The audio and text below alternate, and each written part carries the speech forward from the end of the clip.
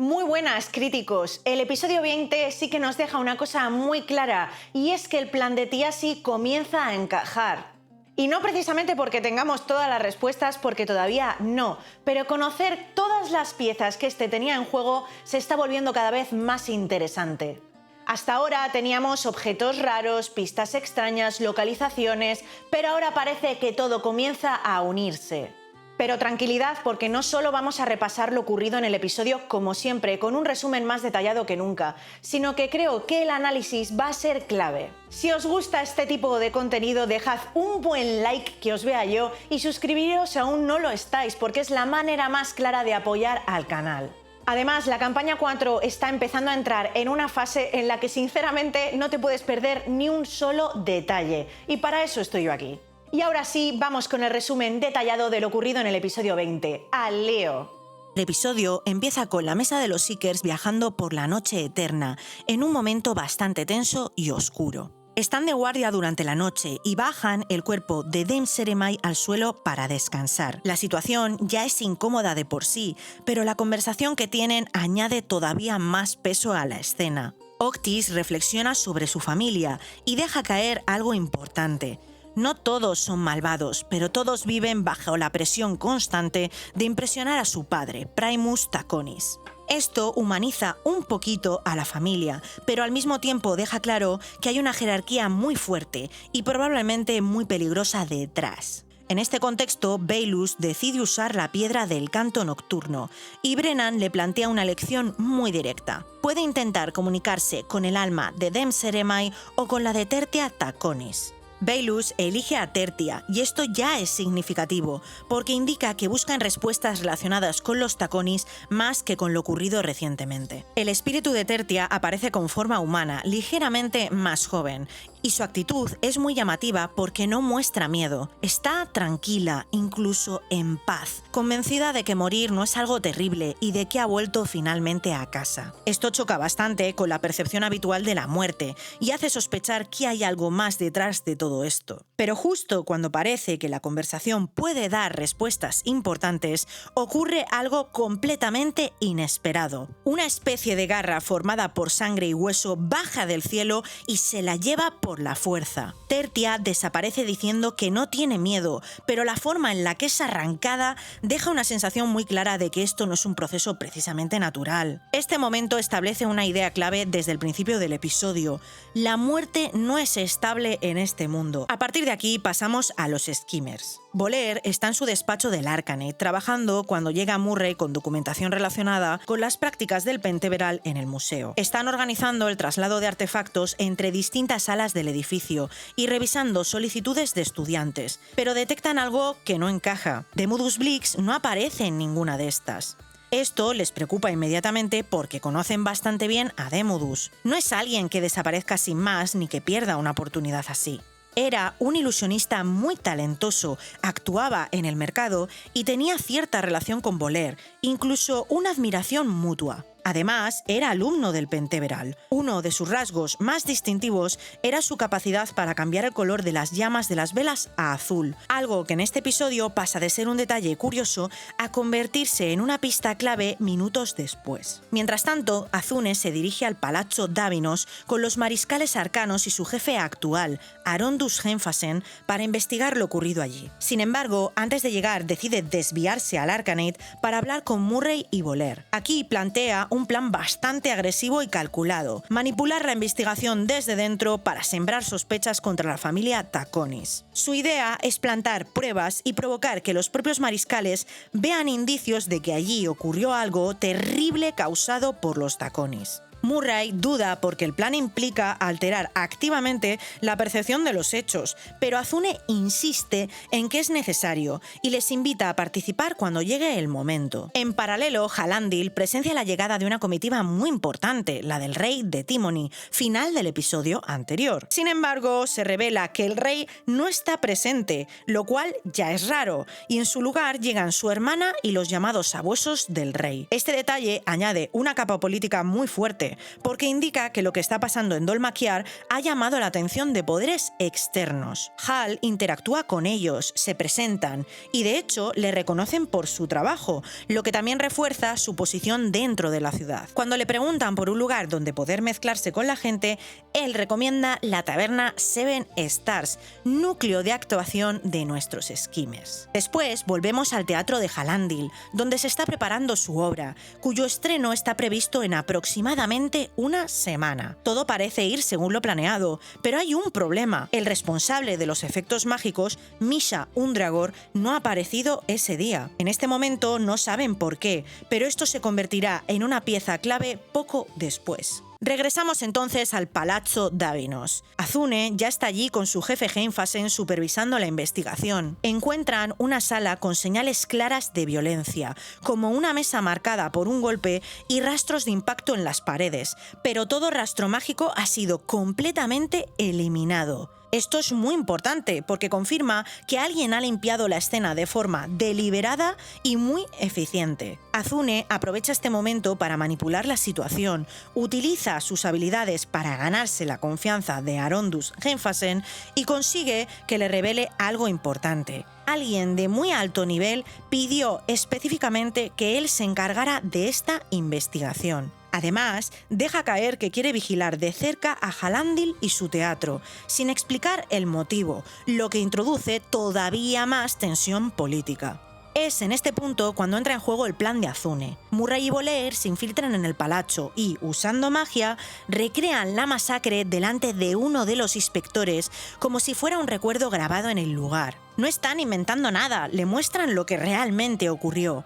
Azune refuerza aún más la escena susurrándole mensajes en la mente. El resultado es inmediato. El inspector entra en pánico y empieza a gritar que allí hubo una matanza y que los Taconis mataron a Octis. Con esto consiguen introducir esa versión dentro del sistema oficial de la ciudad, lo que es un movimiento muy importante a nivel político. Justo después de esto ocurre un detalle aparentemente pequeño pero fundamental. Murray se fija en que una de las velas tiene la llama azul. Esto conecta directamente con Demodus porque era su sello personal como ilusionista. El grupo sale del palazzo y se reúne para analizar lo que ha pasado. Atan cabos rápidamente y entienden que Demodus estuvo allí, pero no como responsable de la masacre, sino como alguien contratado para construir la ilusión posterior. Se dirigen entonces al teatro de Hal y comienzan a investigar la pintura que dejó Tiasi para este y que saben que está utilizando Shadia, su hija, para el gran mural de la obra. Este mural representa a la gente de Dol Maquiar a lo largo de distintas eras, desde antes de la caída de los dioses hasta el presente. Al analizar la pintura descubren algo muy extraño. La magia es extremadamente débil en apariencia, pero completamente uniforme, como si estuviera ocultando algo más potente debajo de una ilusión menor. Murray, con una tirada muy alta, logra identificar que lo que hay detrás mezcla dos tipos distintos de magia, una relacionada con traer cosas de otros planos, conjuración, y otra relacionada con la muerte, nigromancia. Esto les lleva a concluir que la pintura no es decorativa, sino parte de algo mucho más grande, posiblemente un sistema diseñado para invocar algo o abrir algún tipo de conexión entre mundos. Además, descubren que las ánforas donde se guarda esta pintura han sido fabricadas por la empresa de Horus Blade y que cuentan con un sello oficial de aprobación del gobierno de la ciudad. Esto es importante porque significa que no es un objeto clandestino, ha pasado por canales oficiales, lo que abre una línea de investigación completamente distinta, más política y logística. Además, por las características de los recipientes, saben que son muy caros de producir y que claramente han tenido que ser fabricados por encargo. En este momento reciben otra noticia importante. Misha Undragor, que no había acudido hoy al teatro, ha sido arrestado por mariscales arcanos, acusado de conspiración arcana junto a Demodus. El grupo va a hablar con él y obtiene información clave. Misha explica que Demodus le visitó el día anterior muy emocionado por un nuevo trabajo, que implicaba crear ilusiones ese mismo día, y que le preguntó específicamente por detalles relacionados con el mundo férico y con la familia Royce. Esto confirma que Demodus fue contratado para construir la versión falsa de lo ocurrido en el palazzo, no para encubrir el crimen en sí. Antes de marcharse, Halandil interviene para evitar que el pobre Misha permanezca en prisión. Mediante persuasión y ofreciendo bastante dinero, consigue que quede bajo custodia en su propia casa, lo que le permite al grupo mantenerlo accesible y seguir obteniendo información si es necesario. El episodio termina con todas las piezas en movimiento y varias líneas abiertas. Los skimmers han confirmado que hubo una masacre que fue encubierta de forma extremadamente rápida y eficiente, y han conseguido introducir esa información dentro del sistema oficial de la ciudad. También han identificado a Demodus como una pieza clave que ahora mismo está desaparecida. Han descubierto que la pintura y los objetos asociados a Tiasi forman parte de algo mucho más grande y han visto que hay fuerzas políticas moviéndose por detrás. Y además, tienen ya el siguiente paso marcado. En pocas horas se tienen que reunir con Romina Rountree en la taberna Seven Stars para intentar obtener más información desde fuera del sistema. Antes de empezar con el análisis del episodio 20, os comento un cambio que he hecho en esta sección. En el cooldown del episodio de esta semana han dicho datos que nunca habían salido en mesa. Por eso he decidido que a partir de ahora mis análisis partan con una guía de lo mencionado por los propios jugadores en este cooldown. Creo que para adelantarnos a los futuros acontecimientos de la campaña 4 es clave y vital saber de primera mano las preocupaciones y la dirección que los propios jugadores mencionan en estos cooldown. Para el que no sepa muy bien de lo que estoy hablando, el cooldown es un programa exclusivo de Beacon para miembros de pago. Cada vez que graban un episodio que efectivamente luego se emite en abierto, siguen grabando durante entre 20 y 30 minutos y este contenido lo publican solo para Beacon. Es muy interesante este tipo de contenido porque, como os mencionaba, son los jugadores charlando con Brennan, resolviendo dudas, haciendo teorías nuevas y en este caso han dicho datos del lore que no se ha mencionado nunca en mesa. Por eso creo que mis análisis van a tener muchísimo valor si parten de las preocupaciones de los propios jugadores, que además os añado encajan totalmente con lo que suelo analizar, con algún puntito extra que tranquilos que siempre voy a añadir de mi propia cosecha. Sé que os gustan mis teorías locas, así que agarraos porque vienen curvas. Eso sí, no puedo enseñar metraje obviamente de este cooldown porque es contenido de pago y aquí no queremos tener problemas con el canal. Y ya con esto claro, comenzamos con el análisis. La conversación de los jugadores en el cooldown arranca con la pintura, que se posiciona como un objeto clave pero todavía muy ambiguo. Las teorías que manejan, resucitar muertos, abrir portales o invocar deidades, no son excluyentes y eso ya indica algo importante. Esta pintura no es un objeto simple, sino probablemente multifuncional o parte de un ritual con varias capas. Esto encaja directamente con lo que descubre Murray en el episodio. La pintura está justo en el límite entre la conjuración y la nigromancia, dos escuelas que combinadas apuntan a algo muy concreto en términos narrativos, traer algo de otro lado y darle forma o presencia en este plano. Lo verdaderamente relevante no es solo su poder, sino su contexto. Tiasi la tenía y quería que llegara a Hal, lo que apunta a un plan deliberado. No tienen claro qué hace esta pintura exactamente, pero manejan varias posibilidades bastante potentes. Podría servir para traer muertos de vuelta, abrir portales a otros planos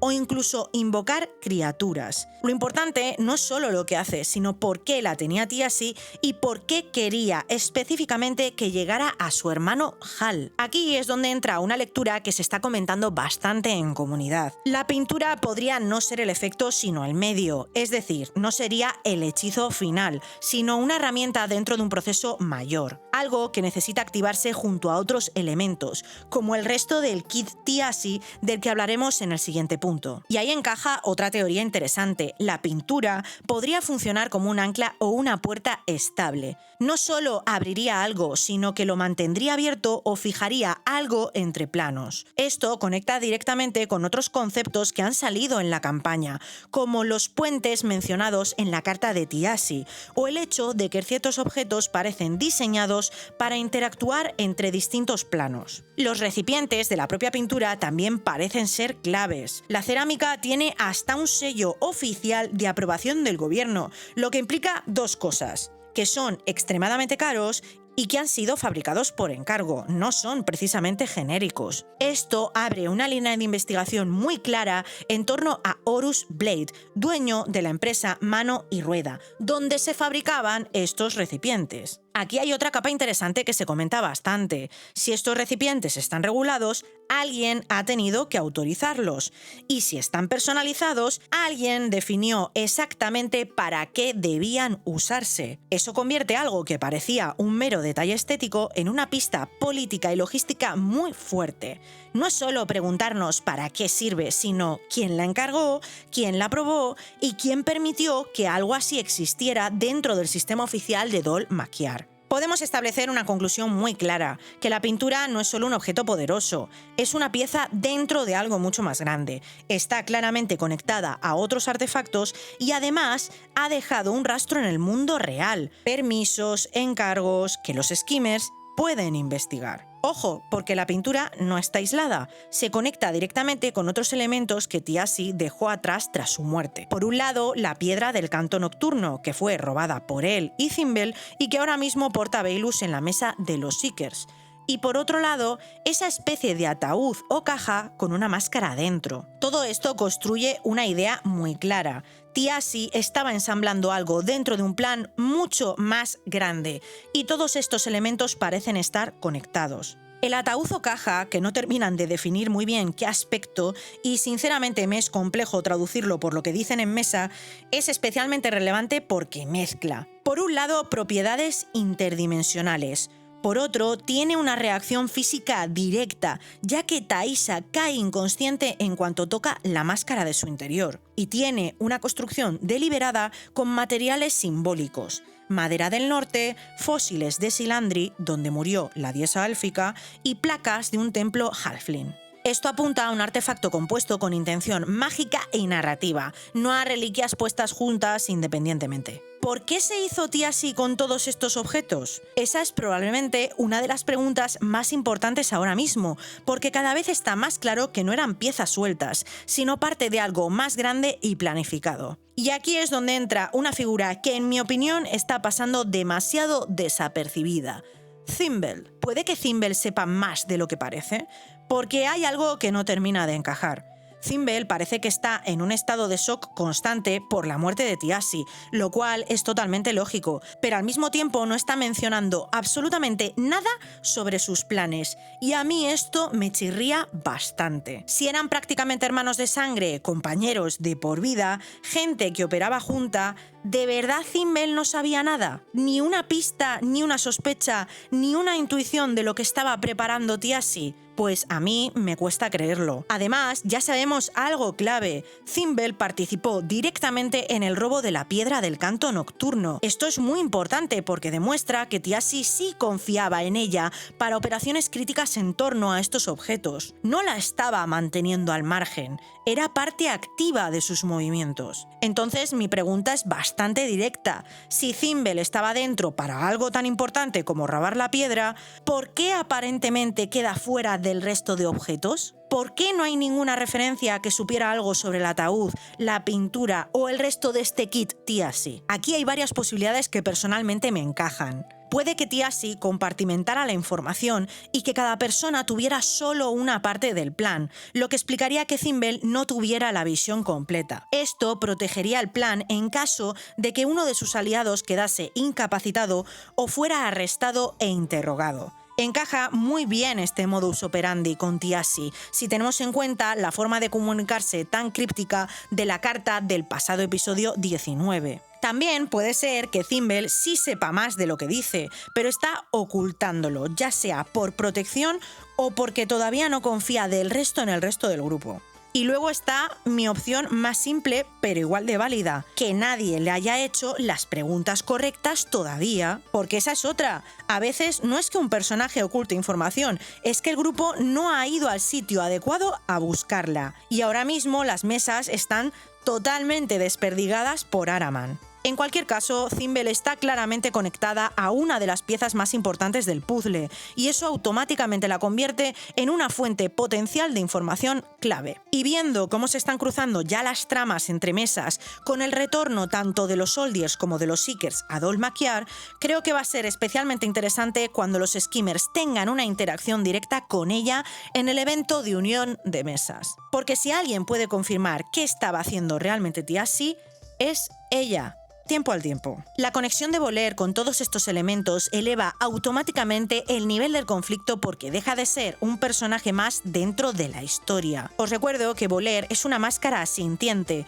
un arma vinculada directamente a la caída de una figura divina Halfling. Esto es importante entenderlo bien, porque cambia completamente cómo debemos interpretar todo lo que rodea a Tiasi y a su kit. Parece que empieza a repetirse un patrón muy claro en todos los objetos y pistas que estamos viendo. Muerte, dioses caídos y poderes que siguen activos sin control. No estamos hablando de magia cualquiera, sino de herramientas diseñadas para interactuar con lo divino o incluso para destruirlo. Además, el propio Taliesin menciona que Volare reconoce todos estos elementos, y esto no es casualidad. Reconoce las placas porque forma parte de lo mismo, porque está conectado a este mismo sistema e incluso estuvo presente en templos dedicados a esta religión Halfling de donde provienen las dichosas placas del ataúd. Todo lo que dejó Tiasi podría ser un sistema completo diseñado con una finalidad concreta, probablemente relacionado con repetir, reactivar o completar algo que ya ocurrió en el pasado con los dioses.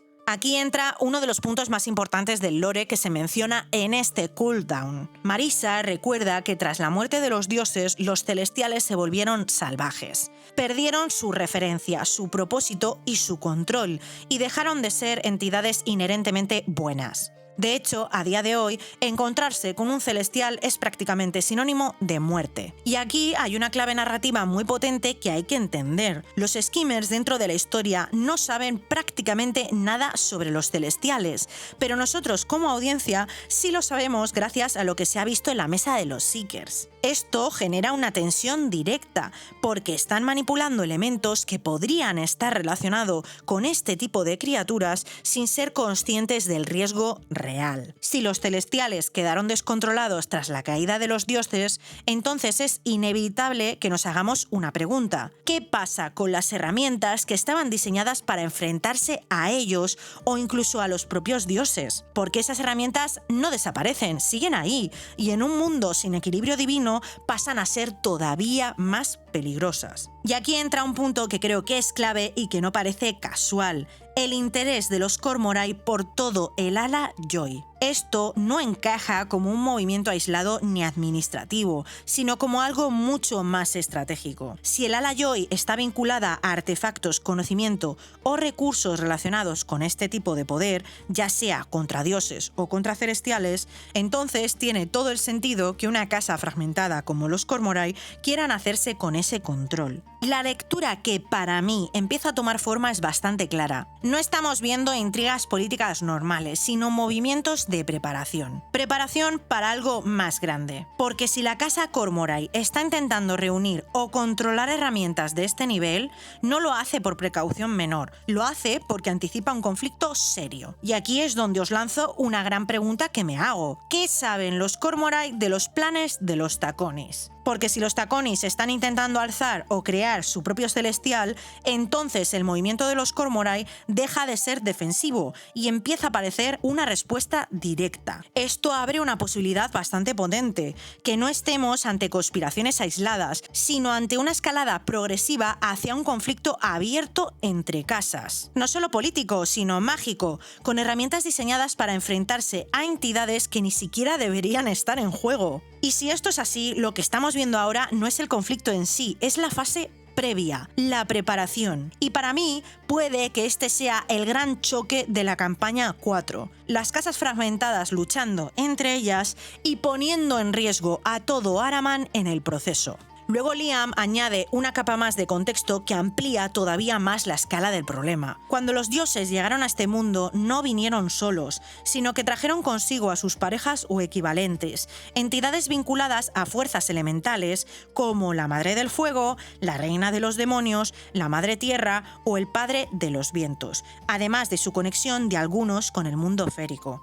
Silandri, por ejemplo, estaba vinculada a Elwend, del reino de las hadas. La caída de los dioses no solo afectó a los dioses en sí, sino a todo el ecosistema de poder que dependía de ellos. Es decir, no desaparecen solo las figuras divinas, sino que todo lo que estaba conectado a ellas queda totalmente desestabilizado, incluyendo celestiales, planos y otras entidades vinculadas. Todo esto encaja con lo que estamos viendo en la campaña: objetos interdimensionales, magia que conecta planos, artefactos vinculados a la muerte de dioses y criaturas que ya no siguen ningún orden establecido. Nada de esto parece casual ni aislado, sino parte de un sistema mucho más grande que todavía no terminamos de entender. Toda esta información no está del todo claro cuándo se explicó dentro de la campaña, ya que no se ha emitido en ninguno de los episodios, que sí que me he hartado de revisarlo, lo que hace pensar que probablemente proviene de sesiones previas de creación de personajes con Brennan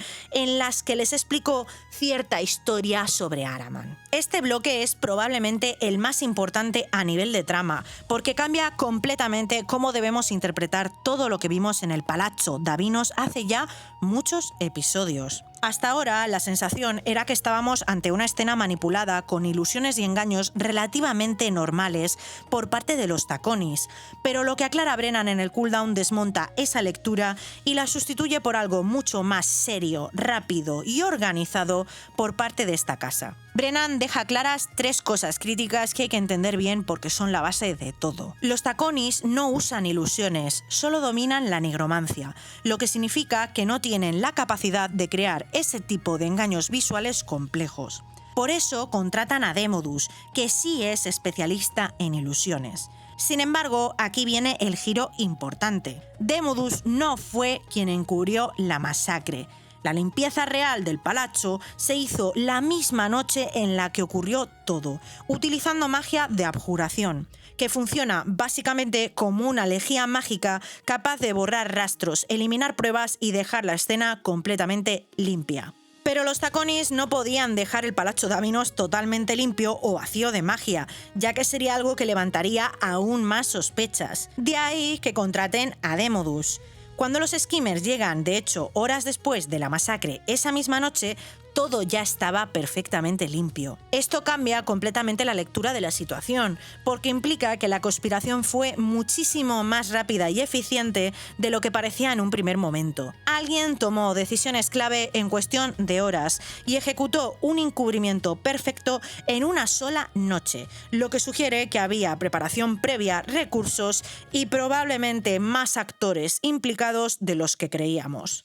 Demodus llega después, la mañana siguiente, y en muy poco tiempo monta toda la ilusión para construir la narrativa falsa de que los Royce han regresado al mundo férico. Es decir, no tapa el crimen, sino que crea la historia que lo sustituye. Vamos, que como hemos visto justo en la mesa de los Seekers, los Taconis juegan en otra liga. Sobre Demodus surgen varias dudas que son bastante importantes. El tema de las velas con las llamas azules puede interpretarse de 2 formas. O bien es su firma habitual, algo que hace casi automáticamente como parte de su trabajo, o bien es una pista intencionada para alguien que supiera reconocerla, lo que implicaría que en medio de toda esta situación tuvo la lucidez de dejar un rastro. Personalmente no me termina de encajar con el personaje, ya que Murray, que lo conoce bien como alumno del Penteveral, menciona que es terriblemente inteligente pero no sabio. No sabe leer bien las situaciones ni sus riesgos. Mi apuesta es que es algo automático que hace siempre, vaya. También está la cuestión de por qué los Taconis envían a la Guardia Revolucionaria tras él, lo que encaja bastante con la idea de eliminar cabos sueltos una vez ha cumplido su función. Y la gran incógnita sigue siendo dónde está ahora, porque su posición dentro de todo esto puede ser clave si aparece más adelante. El uso de abjuración para limpiar la escena implica acceso a un nivel de magia más alto o más especializado del que inicialmente asociamos a los tacones, lo que abre la posibilidad de que no estén actuando solos o de que haya alguien por encima coordinando todo. Además, Brennan también destaca algo que no es menor y que a veces ha pasado desapercibido. Los skimmers lo están haciendo realmente bien. Han tomado decisiones estratégicas muy fuertes y sin darse cuenta del todo han llegado al lugar correcto en el momento adecuado. De hecho, otra de las cosas que se confirma es que todos estos eventos están ocurriendo en un margen de tiempo muy comprimido. Todo lo de Demodú sucede literalmente la mañana siguiente a la masacre, lo que refuerza aún más la idea de que todo el encubrimiento se ejecutó en cuestión de horas y que los skimmers estuvieron allí prácticamente inmediatamente después de la matanza. También se abre una línea política muy interesante. Jarondus Genfasen le dice a Zune que alguien quería específicamente que él investigara el palazzo. Esto no es un detalle menor, porque implica que hay fuerzas moviendo piezas desde dentro del sistema. Marisha plantea que podría ser Philoneus Halovar, ya que quedó muy impresionado con Azune en el episodio anterior, y esto encaja bastante con la idea de que los Halovar también sospechan que algo no cuadra con lo ocurrido con los Royce, aunque no tengan toda la información sobre los tacones. Las casas nobles no confían entre sí y están en una situación de tensión constante, como si en cualquier momento pudieran traicionarse unas a otras. La conclusión de todo este bloque es bastante clara si lo simplificamos. Lo que pasó en el Palazzo Davinos no fue un encubrimiento improvisado con ilusiones, sino una operación rápida, limpia y perfectamente ejecutada en una sola noche, en la que Demodus solo entra después para construir la historia falsa que debía sostenerlo. Esto implica más planificación, más implicados y un nivel de control mucho mayor del que parecía al principio, y coloca a los skimmers justo en el centro de algo mucho más grande de lo que ellos mismos creen. Aquí es donde todo deja de ser simplemente una investigación de pistas sueltas y empieza a convertirse en un conflicto estructural dentro del propio sistema de Dol Maquiar. Hasta ahora podíamos pensar que los skimmers eran un grupo reaccionando a lo que iba ocurriendo, pero lo que señala Brennan en el cooldown cambia completamente esa percepción, porque deja claro que, sin planearlo de forma consciente, han construido algo mucho más sólido de lo que parece a simple vista. Lo que han creado es, en esencia, una red de resistencia completamente integrada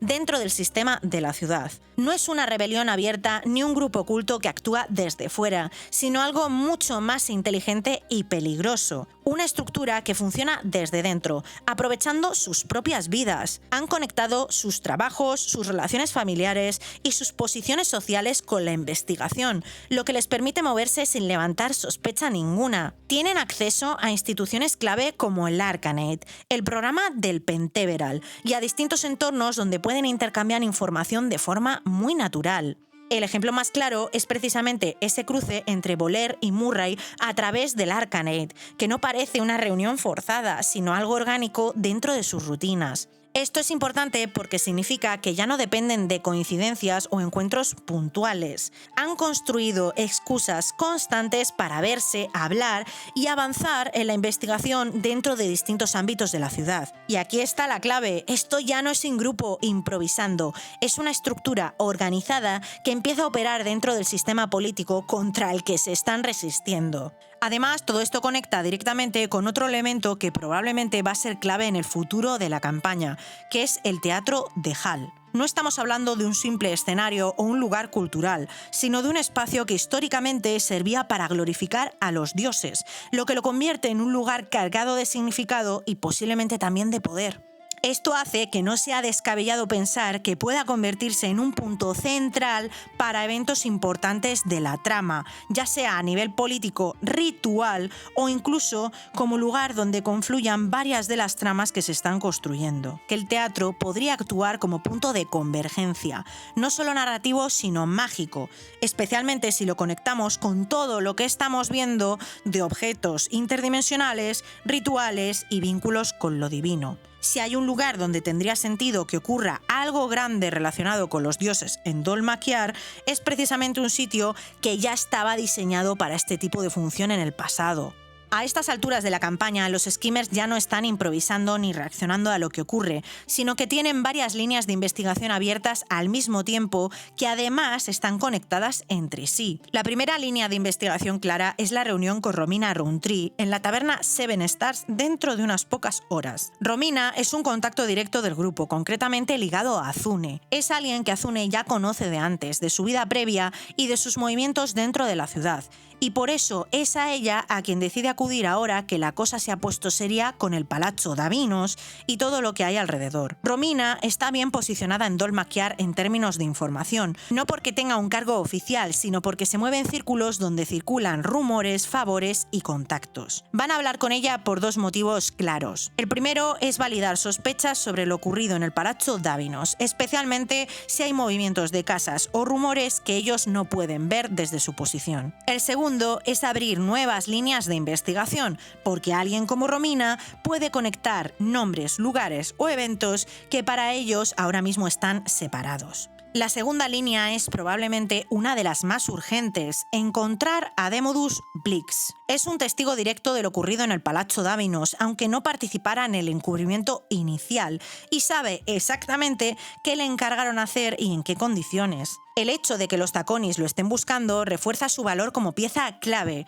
porque implica que saben que es un cabo suelto. Esto abre dos escenarios: o Demodus está huyendo intentando sobrevivir y puede convertirse en aliado, o está escondido porque sabe algo mucho más grande de lo que parece y su testimonio podría cambiar la lectura completa de la conspiración Taconis. La tercera línea pasa por Horus Blade y el encargo de las ánforas. Las ánforas, que contienen la ya famosa pintura que dejó Thiassi, no son objetos cualquiera, están reguladas, son caras y personalizadas, lo que implica un encargo, aprobación y una fabricación controlada de estas. Hablar con Horus no es solo preguntar quién las hizo, sino intentar reconstruir toda la cadena: quién las encargó, con qué especificaciones y bajo qué permiso. Esta pista puede llevar directamente a niveles más altos de la conspiración en la ciudad, porque alguien dentro del sistema tuvo que autorizar algo que claramente no es normal. Relacionada con esto está la investigación del robo de la caravana de la empresa de Horus. Este punto puede parecer secundario, pero en realidad puede ser clave si lo conectamos con el resto. Si esas ánforas o materiales estaban siendo transportados y fueron interceptados, pueden significar varias cosas. O alguien intentó frenar el proceso, o alguien distinto quería hacerse con estos materiales. En ambos casos introduce un nuevo actor en la ecuación, o como mínimo demuestra que hay más movimientos en juego de los que se ven a simple vista. Y aquí mi gran duda: ¿robaron los Crowkeepers, como cree el propio Horus, para los Taconis estas ánforas?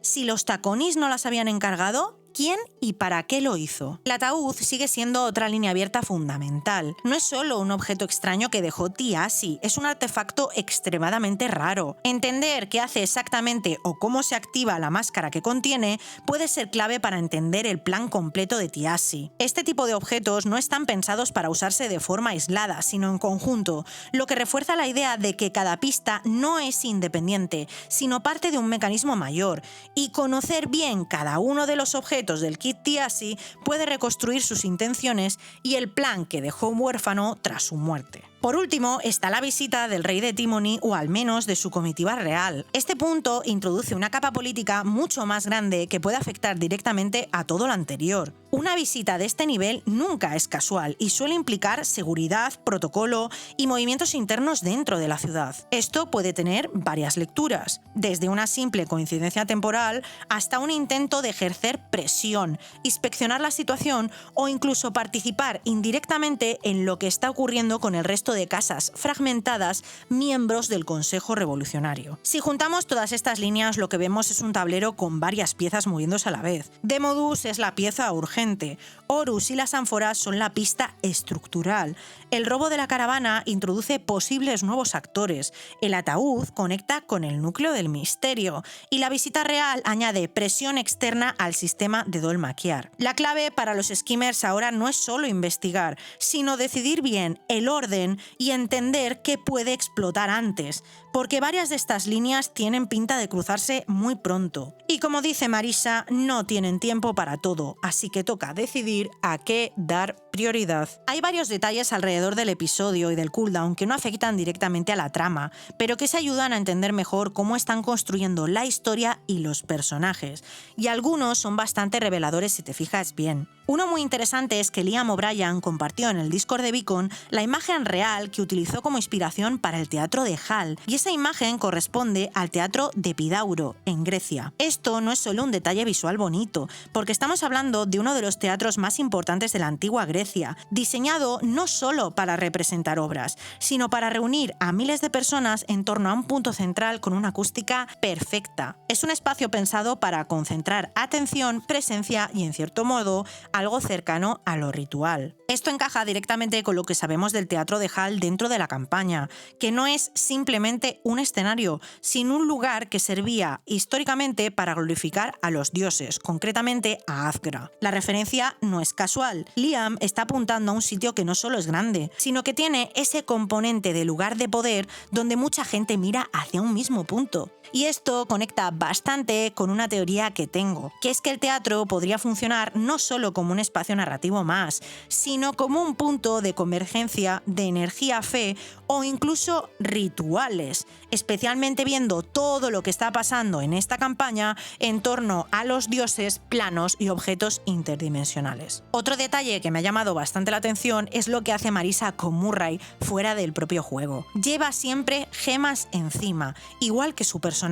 Su taza tiene un gran cristal y hasta sus dados son todos distintos entre sí y están elegidos para representar distintos tipos de gemas. Esto puede parecerte una tontería, pero en realidad es una forma de meterse más en el personaje y mantener una coherencia constante. Y luego está el tema de la habilidad augurio de Murray, que Brennan explica en mesa y deja claro que va a permitir que se use de forma más amplia de lo normal por razones de historia. Aquí os voy a explicar bien qué es esto en términos simples, porque si no juegas a Dungeons & Dragons habitualmente puede que no lo hayas entendido mucho. En Dungeons & Dragons quinta edición, augurio es un hechizo bastante sencillo en concepto. Básicamente el personaje pregunta por una acción concreta que quiere hacer en el futuro cercano, y la magia le da una pista sobre si esa acción va a salir bien o mal. No te dice exactamente qué va a pasar, ni te da detalles, solo te da una especie de sensación mágica del resultado. Funciona así, simplificado. El personaje plantea una acción concreta, por ejemplo, ¿es buena idea ir a tal sitio ahora mismo? La magia responde con 4 posibles resultados. Bueno, que saldrá bien.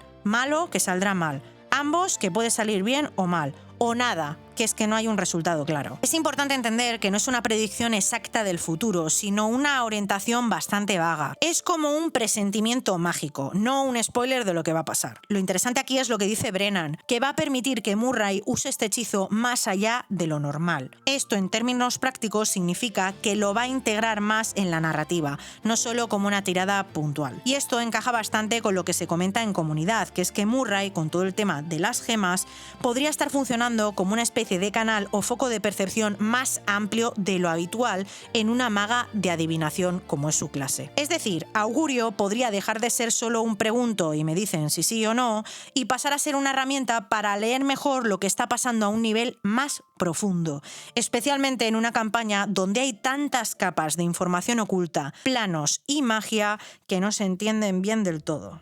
Y hasta aquí el resumen y análisis del episodio 20, en el que hemos visto que avanzan piezas claves de la trama de la campaña 4, sobre todo en torno a los planes del difunto Tiasi. La mesa de los skimmers me está encantando y, como comentaba con alguno de vosotros en anteriores vídeos en comentarios, creo que están subiendo muchísimo el nivel de la campaña 4. No me extraña para nada que Critical Role esté teniendo un repunte bestial en el número de visualizaciones con esta mesa. Han hecho una gran apuesta porque es una mesa en la que no estamos teniendo grandes combates, sino que es pura investigación y trama política, que a mí personalmente me está encantando. Me voy a mojar y os doy mi top 3 actual de mesas. El top 1 sin duda los skimmers, el top 2 los seekers y el top 3, lo siento, pero los soldiers. Los seekers en algunos aspectos me han decepcionado o no han cumplido quizás con mis tan altas expectativas que tenía con esta mesa, pero me han gustado más que los soldiers. Igualmente no me he saltado ninguna mesa, pero sé que muchas personas se han saltado saltado a la mesa de los Seekers. Pero bueno, para eso tienes mis resúmenes y análisis que te sirven para estar al día de la campaña si ves que no conectas con un grupo de jugadores. Como siempre, me interesa muchísimo vuestra opinión y teorías y os dejo unas cuantas preguntas al respecto de este episodio. ¿Qué creéis que van a dejar por el camino la mesa de los skimmers? Porque sinceramente no pueden abarcarlo todo. ¿Creéis que Zimble sabe más de lo que parece sobre los planes que realmente tenía TIASI? Si os ha gustado el vídeo, dejad un buen like y suscribiros si aún no lo estáis. Traigo cada semana el resumen y análisis totalmente en español y no sabéis el currazo que me estoy pegando últimamente al respecto. Por cierto, estoy un poquito mejor de la lesión, pero sinceramente sigo bastante fastidiada. Pero bueno, aquí estamos cada semana porque me encanta realmente hacer esto. Y antes de irme, os recuerdo que en Patreon los mecenas de pago ya van a tener próximamente disponible un vídeo totalmente exclusivo sobre la carta de TIASI, analizada frase por frase. Sí, me lo he currado. Y además, mecenas, os aviso, tenéis abierta la encuesta para el vídeo exclusivo del mes de mayo, que os estoy dando opciones bastante jugositas. Y a los que aún no formáis parte de esta comunidad, si queréis apoyar directamente al canal, ya que en YouTube no monetizo absolutamente nada, pues oye, ahí tenéis el Patreon y además yo os doy cosas a cambio. Nos vemos la semana que viene en Araman.